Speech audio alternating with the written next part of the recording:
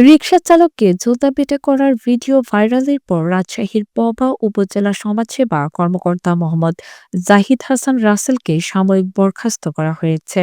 সোমবার সমাজ কল্যাণ মন্ত্রণালয় প্রশাসন ৫ শাখার এক প্রজ্ঞাপনে তাকে সাময়িক বরখাস্ত করা হয়।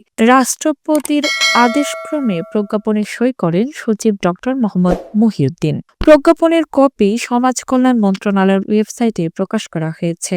এতে বলা হয়েছে, রিকশা চালককে নির্দয়ভাবে প্রহার করার ভিডিও সামাজিক মাধ্যমে ভাইরাল হয়েছে এবং বিষয়টি নিয়ে গণমাধ্যমের সংবাদ প্রকাশ করা হয়েছে।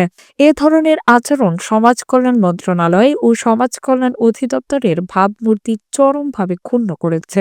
সরকারি কর্মচারী হিসেবে তার এ ধরনের আচরণ অশোভনীয়, অসঙ্গত, চাকরি শৃঙ্খলা পরিপন্থী এবং শাস্তিযোগ্য অপরাধ। তাই সরকারি চাকরি আইন ও সরকারি কর্মচারী বিধিমালা অনুযায়ী তাকে সাময়িক বরখাস্ত করা হলো।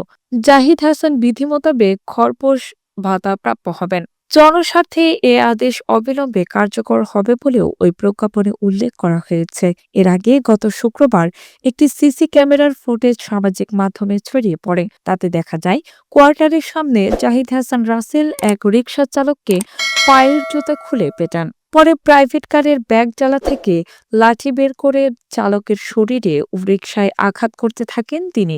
কাজী মিম, নিউজ ডেস্ক, মোর নিউজ।